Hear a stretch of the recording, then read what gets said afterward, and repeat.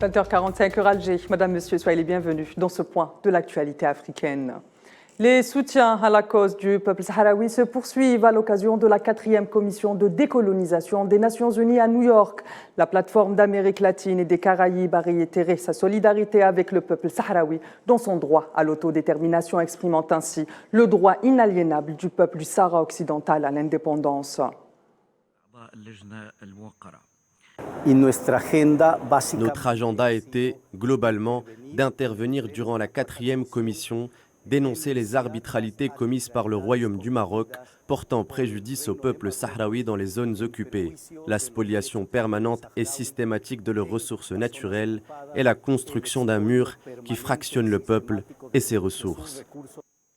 La dernière visite de travail effectuée par le chef du gouvernement tunisien en Algérie a été qualifiée de réussie par un communiqué de l'agence tunisienne de presse. Le Premier ministre Ahmed Hachani a informé le président tunisien Kais Saïed des résultats de sa visite en Algérie. Une visite qu'il a effectuée à la tête d'une importante délégation ministérielle.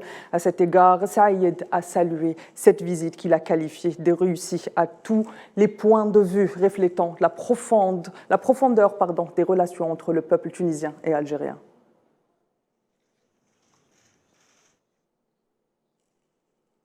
Le Premier ministre du Niger, Ali Mohamed Lamine Zein, est attendu à Bamako, capitale malienne. Selon des sources concordantes, les deux parties évoqueront notamment des questions d'ordre économique. Le Mali, le Niger ont récemment formé avec le Burkina Faso une alliance de défense. La charte de cette alliance prévoit que chaque pays fasse assistance aux autres en cas d'agression extérieure.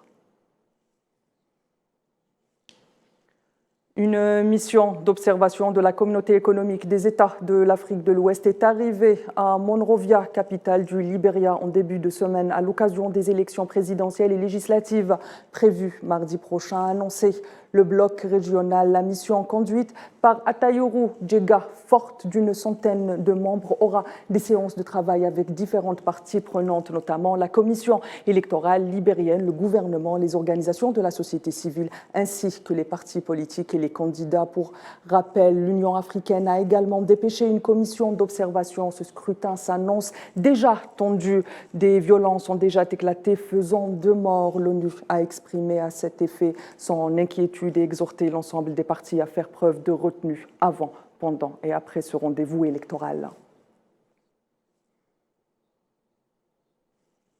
Le président ivoirien Alassane Ouattara a limogé le Premier ministre Patrick Hachi et dissout le gouvernement selon un décret présidentiel rendu public ce vendredi. Patrick Hachi n'est plus Premier ministre à compter de ce vendredi 6 octobre, a indiqué le décret lu à la radio et télévision ivoirienne. Par ailleurs, Hachi et le gouvernement sortant assumeront temporairement leurs fonctions jusqu'à ce qu'un nouveau Premier ministre soit nommé et qu'un gouvernement soit mis en place, a déclaré Abdourahmane Cissé, secrétaire général de la présidence ivoirienne. Patrick Hachi est Premier ministre de Côte d'Ivoire depuis mars 2021. Il a été reconduit dans ses fonctions en avril 2022. Pour Kristalina Georgieva, directrice générale du FMI, l'organisation prépare la voie pour un 3e représentant africain au sein du Fonds monétaire international. Cette 3e place sera synonyme d'un appui pour le continent et ses intérêts financiers et économiques. La Banque mondiale a également annoncé la création d'un 3e siège pour les pays africains à son conseil d'administration. Une décision qui devrait être prise et validée à l'occasion des réunions annuelles.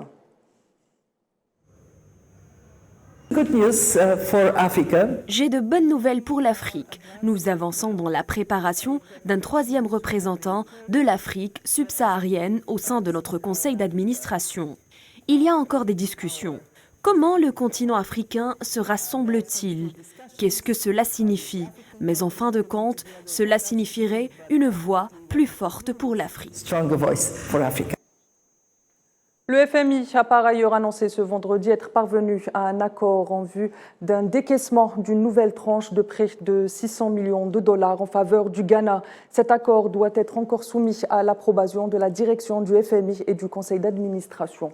L'accord sur cette nouvelle tranche portera à environ 1,2 milliard de dollars, le montant déjà débloqué dans le cadre d'un programme d'aide financier d'une valeur totale de 3 milliards de dollars sur 36 mois, décidé en mai 2023. We're front-loading such that, God willing, by November. Nous concentrons nos efforts en amont de sorte que, si Dieu le veut, nous aurons débloqué d'ici novembre 1,2 milliard des 3 milliards prévus. Il y a donc eu beaucoup de travail pour donner au Ghana la possibilité de se stabiliser beaucoup plus rapidement. La dynamique de croissance est meilleure que ce que nous avions prévu et je pense que c'est une très bonne nouvelle.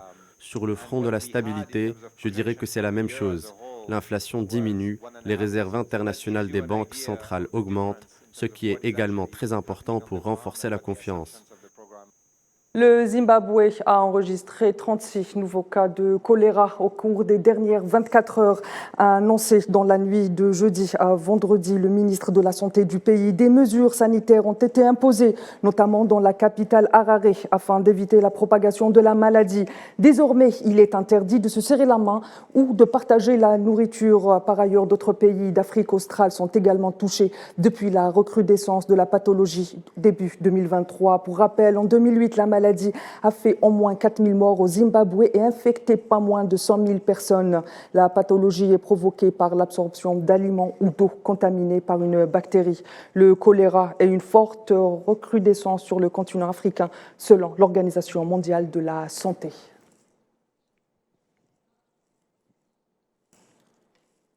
Madame, Monsieur, c'est ainsi que s'achève ce 24 heures Afrique. L'info continue sur l'ensemble de nos plateformes digitales. Excellente suite des programmes sur Al24 News.